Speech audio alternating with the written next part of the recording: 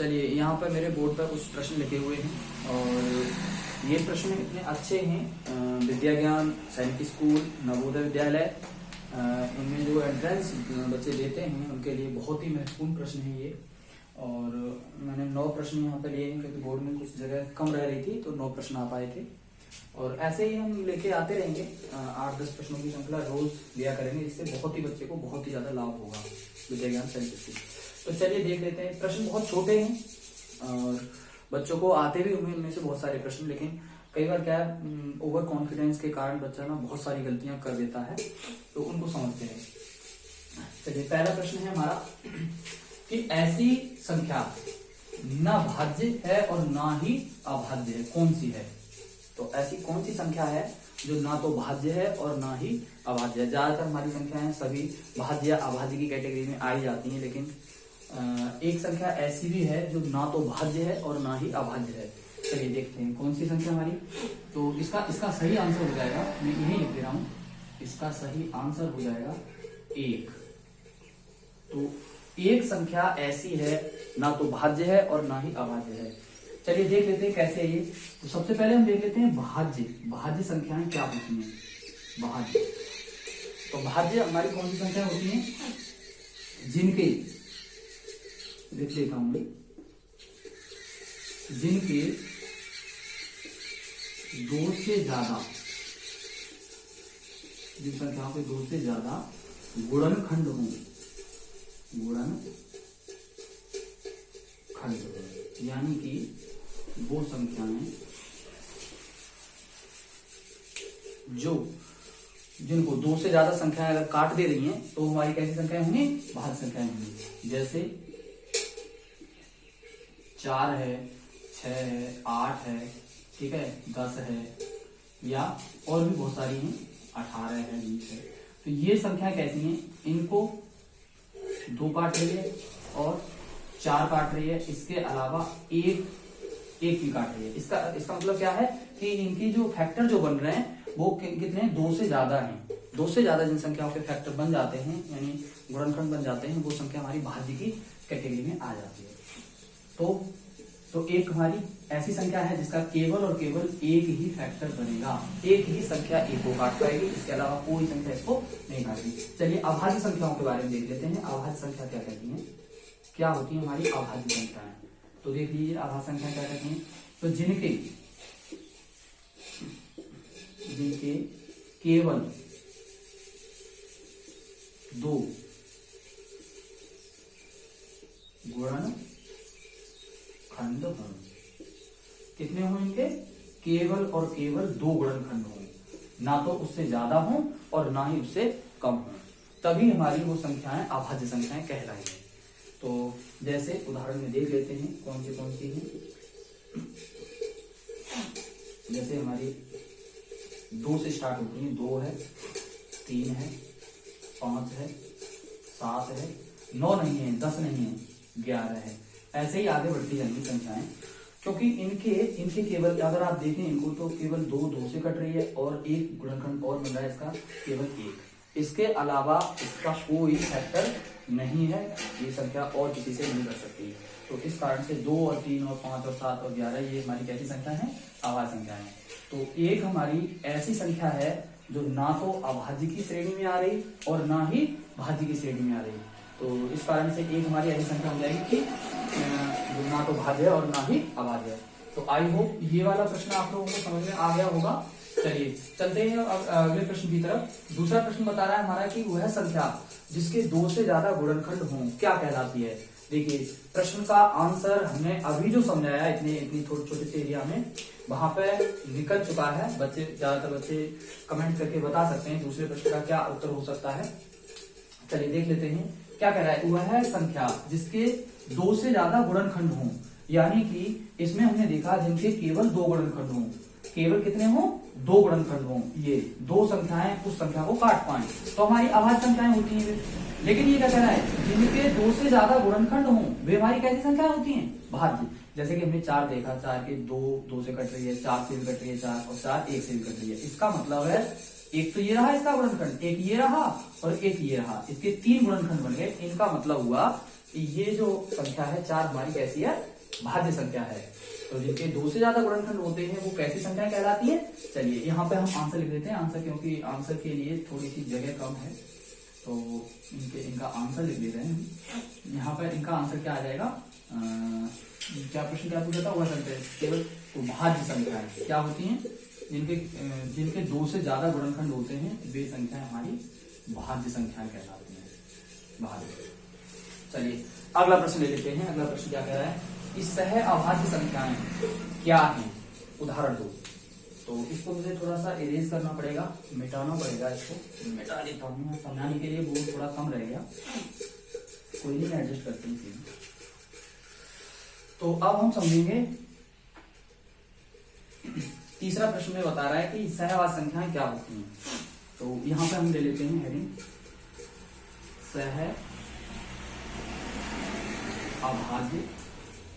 सहअभाज्य संख्याएं यानी को प्राइम नंबर। तो सहअभाज्य संख्याएं क्या होती हैं,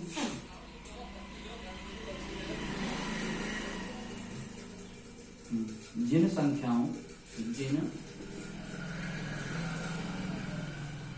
संख्याओं का मासा मतलब एचसीएफ हाईएस्ट कॉमन फैक्टर क्या होना चाहिए, मासा 1 हो, वे संख्याएं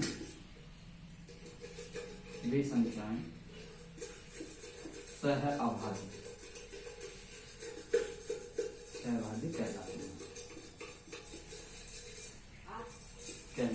देखिए इससे हम क्या समझेंगे कि ऐसे संख्याओं का युग्म मतलब जोड़ा, जोड़ा में होंगी ऐसी 2 संख्याएं जिनका मासा कितना आ रहा हो, 1 आ रहा हो, मासा 1 आ रहा हो, तो वे दोनों संख्याओं का युग्म जो कहलाएगा वो सहअभाज्य संख्या कहलाएगा। जैसे उदाहरण में देख लेते हैं, हम समझ में आ जाएगा। जैसे 2 है और 5 है, और अगला उदाहरण ले लेते हैं 4 है, 3 है, 6 है और 7 है, 12 है, 13 है। अब इनमें देखिए अगर हम 2 और 5 का मासा लेते हैं तो कितना आएगा, 1 आएगा मासा कितना आएगा, 1 आ रहा है मासा। 4 और 3 का मासा कितना आ रहा है, 4 और 3 का मासा 1 आ रहा है, और 6 और 7 का मासा कितना आ रहा है, इनका भी मासा कितना आ रहा है, 1 आ रहा है। और ऐसे 12 13 का भी मासा कितना आ जाएगा, मासा आएगा 1। तो इस कारण से हमारी सहअभाज्य संख्याएं होंगी। सहअभाज्य संख्याएं क्या होती हैं, इनका मासा केवल 1 होता है। चलिए नेक्स्ट प्रश्न ले लेते हैं। अगला प्रश्न है, चौथा प्रश्न कह रहा है कि सबसे बड़ी, तो इसमें आंसर क्या हो जाएगा हमारा, इनमें उदाहरण देना है तो उदाहरण दे सकते हैं आप 4 और 3, ये वाला उदाहरण, ये क्या है हमारी सहअभाज्य संख्या हो जाएगी। चौथा प्रश्न है सबसे बड़ी 2 अंकी अभाज्य संख्या क्या होगी। तो सबसे बड़ी 2 अंकी अभाज्य संख्या, तो अभाज्य संख्या के बारे में जान लेते हैं। वैसे तो जान लिया हमने अभाज्य संख्या क्या होती है, लेकिन ये कह रहा है 2 अंकी यानी 2 अंकों में हो और सबसे बड़ी हो। तो अगर हम देखें कि 2 अंकों की सबसे बड़ी संख्या 99 है, 99 है, क्या अब शर्त देखें कि या ये शर्त पूरी कर रही है कि क्या ये अभाज्य है, नहीं, ये अभाज्य संख्या नहीं है, ये हमारी कैसी संख्या है, भाज्य संख्या है। और हमें चाहिए सबसे बड़ी हो, 2 अंकों की हो और अभाज्य संख्या हो। चलिए इससे और पीछे लौटते हैं, 98 98 क्या हमारी अभाज्य संख्या है, 2 अंकों की है, बड़ी है, लेकिन अभाज्य संख्या नहीं है। इससे थोड़ा और पीछे लौटते हैं, 97 97 क्या है, हाँ यही है। इससे बड़ी जो 2 अंकों की होगी अभाज्य संख्या नहीं है, क्योंकि इसके केवल और केवल कितने फैक्टर बनेंगे, एक तो 97 से ही कटेगी और खुद से कटेगी, और एक से कटेगी, इनके अलावा और कोई इनका फैक्टर नहीं है। तो इसी कारण से ये कैसी संख्या हो जाएगी, हमारी सबसे बड़ी होगी और 2 अंकों की सबसे बड़ी संख्या जो कि अभाज्य है। चलिए यहाँ पे हम इसका आंसर लिख देंगे, क्योंकि जगह थोड़ी सी कम रह गई बोर्ड पर, इस कारण से हमें थोड़ा आंसर एडजस्ट करना पड़ेगा। तो इसका आंसर आ जाएगा 97 यानी 97। चलिए दोस्तों, और अगले प्रश्न की तरफ चलते हैं। अगला प्रश्न कह रहा है कि ऐसी एकमात्र सम संख्या जो अभाज्य भी है कौन सी है? ऐसी एकमात्र सम संख्या जो अभाज्य भी है कौन सी है? देखिए ज्यादातर हमारी संख्याएं कैसी मिलेंगी? जो अभाज्य संख्याएं हैं वो कैसी मिलेंगी? विषम संख्याएं मिलेंगी जो अभाज्य हैं। लेकिन एक ऐसी एकमात्र संख्या है जो सम भी है और अभाज्य भी है। तो इसमें कुछ समझाने के लिए कुछ है नहीं, बस याद रखिए इस बात को, क्योंकि बहुत कई बार प्रश्नों में ये आया है, छोटे छोटे प्रश्नों परीक्षाओं में आता है ये वाला प्रश्न। तो 5वें प्रश्न का आंसर हो जाएगा हमारा 2 हमारी एक ऐसी एकमात्र संख्या है जो सम तो है ही है। कैसी है? सम संख्या तो है ही है, इसके साथ साथ कैसी है? अभाज्य भी है। अभाज्य भी है। तो ध्यान रखिए 2 हमारी एक ऐसी संख्या है जो सम है और प्लस अभाज्य भी है। और एक और इससे प्रश्न बन जाता है कि 2 हमारी कैसी संख्या है? सबसे छोटी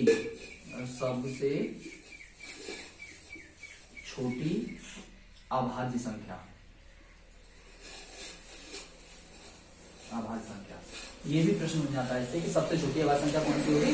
2 होगी।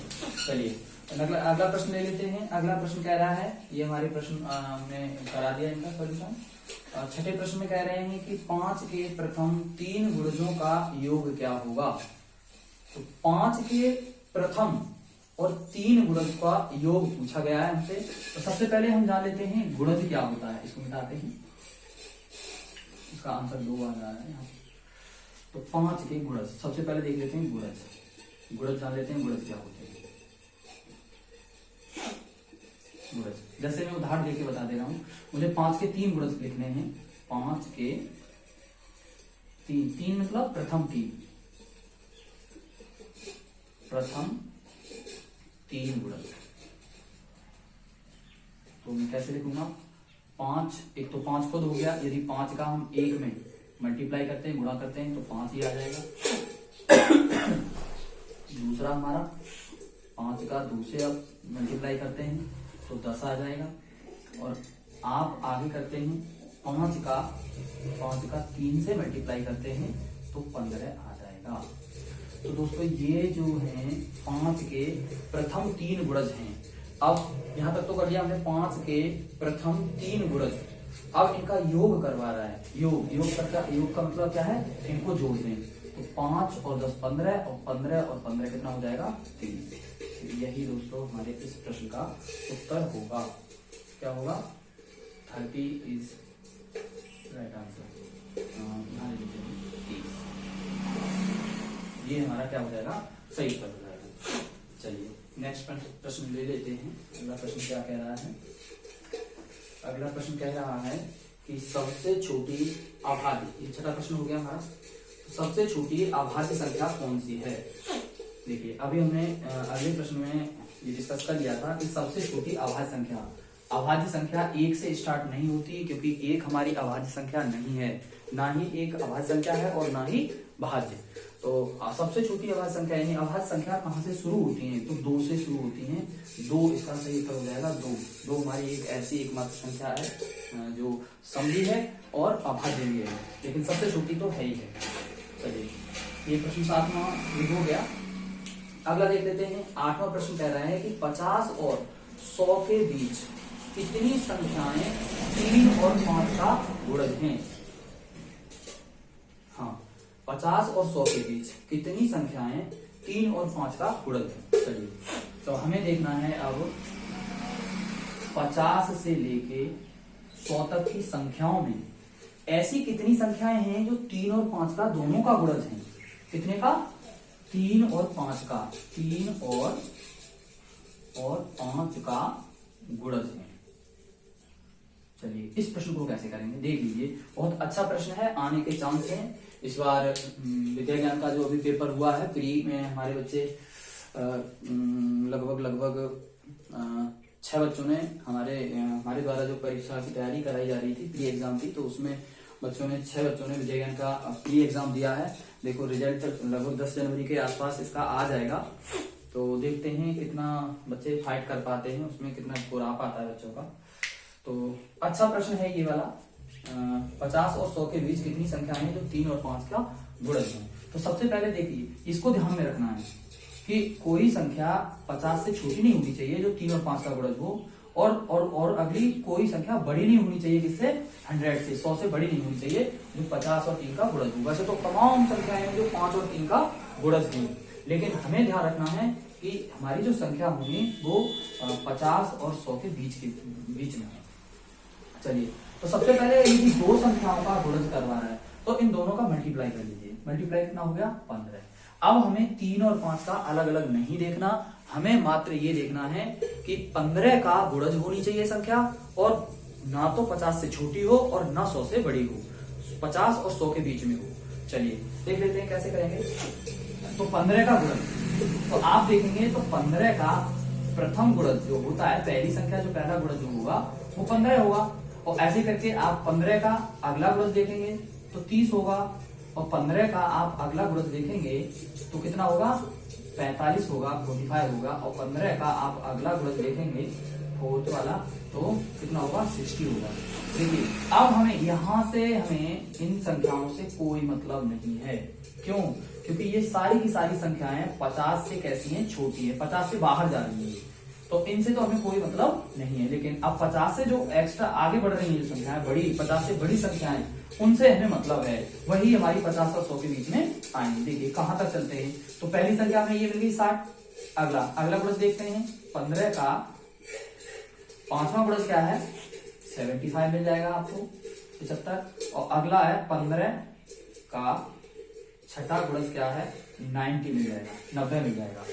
तो यहाँ पर हमने देखा कि हमारे, और अगला अगर जाते हैं तो 90 से ज्यादा 105 चला जाएगा, जो कि 100 से बाहर चला जाएगा। ठीक है, यहाँ पे करने की वैसे जरूरत नहीं है। तो हमारी जो तीन जो संख्याएं हैं वो ये हैं, पहला है 60, दूसरी है 75, तीसरी है 90। यानी ये हमारी संख्याएं ऐसी संख्याएं हैं, इसका प्रश्न नंबर 8 का आंसर ये आ जाएगा कि 50 और 100 के बीच में है। ठीक है, 60, 75, 90 दोनों 50 और 100 के बीच तीनों आ रही हैं। और आंसर पूछ रहा था कितनी है, तो तीन संख्याएं हैं, और कौन सी हैं, 60 है और 75 75 है और 90 यानी 90 है। तो ऐसी तीन संख्याएं हैं जो कितने हैं, तीन संख्याएं हैं और 3 और 5 का गुणज है। चलिए ये इस प्रश्न का आंसर आ चुका है, आप लोग समझ चुके होंगे। अगला प्रश्न कह रहा है, 9वां प्रश्न कह रहा है कि 1 से 10 तक की विषम संख्याओं का योग। ठीक है, 1 से 10 तक की सम संख्याओं के योग का अंतर क्या होगा। प्रश्न को समझेंगे, बहुत छोटा प्रश्न है लेकिन बस थोड़ी सी कैलकुलेशन है, और उसके बाद क्या है, समझना जरूरी है इस प्रश्न को। तो 1 से 10 तक की विषम संख्याओं का योग करवा रहे हैं यहाँ पर एक स्टेप में, तो अगले स्टेप में 1 से 10 तक की ही सम संख्याओं का योग करवा रहे हैं। तो योग करने के बाद उनका आंसर कर देना है। तो वैसे तो फॉर्मूला से हो जाता है, ट्रिक से हो जाता है, लेकिन हम बेसिक बता रहे हैं आज, तो बेसिक ही बताएंगे। ठीक है, चलिए यहाँ पे ले लेते हैं, थोड़ी छोटी सी जगह बची हुई है हमारी। तो यहाँ पे हम लेते हैं 1 से 10 तक की विषम संख्याओं का योग। तो सबसे पहले हमें क्या करना है, पहले स्टेप में कि 1 से लेके 10 तक की विषम संख्याओं का योग निकाल देना है। तो 1 से 10 तक की विषम संख्या लिख ले रहे हैं हम, जैसे 1 है और 3 है और 5 है, 7 है, 9 है, 10 आएगी क्योंकि 10 सम संख्या हो जाएगी। तो यहां पर हम इनको जोड़ ले रहे हैं। तो देखिए जोड़ने का अलग तरीका होता है, मैं ऐसे जोड़ लेता हूं, 1 और 9 10, 3 और 7 10 और 5 10 और 10 20 और 5 25, तो 25 हो गया। तो ये रहा हमारा विषम संख्याओं का योग। कौन सी? विषम संख्याओं का योग। अब आगे क्या कह रहे हैं कि 1 से 10 तक की सम संख्याओं का योग। तो सम संख्याओं का योग कर ले रहे हैं, तो 2 से स्टार्ट हो जाएंगी। तो 2 4 6 8 और 10, इसमें 10 आ जाएगा। चलिए इनको जोड़ ले रहे हैं, तो आप 10-10 करके जोड़ लीजिए। 10 ये हो गए, 10 ये हो गए और 10 ये हो गए। तो यहाँ कितना आ रहा है? 30 आ रहा है। 10 हमारे ये हो गए, 8 और 2 10 ये हो गए, 4 और 6 10 ये हो गए, तो 30। अब दोस्तों अब करना क्या है कि देखिए दोनों का योग करवा रहा है, पहले 1 से 10 तक की विषम संख्याओं का योग, और फिर क्या करवा रहा है 1 से 10 तक की सम संख्याओं का योग। दोनों के योग का अंतर क्या होगा?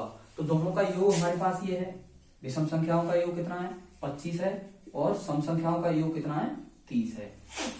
ठीक है, और दोनों का अंतर ये मैटर नहीं करता कि हमें आगे कौन सी संख्या रखनी है, बस बड़ी संख्या में से छोटी संख्या घटानी होती है, अंतर हमारा निकल के आ जाता है।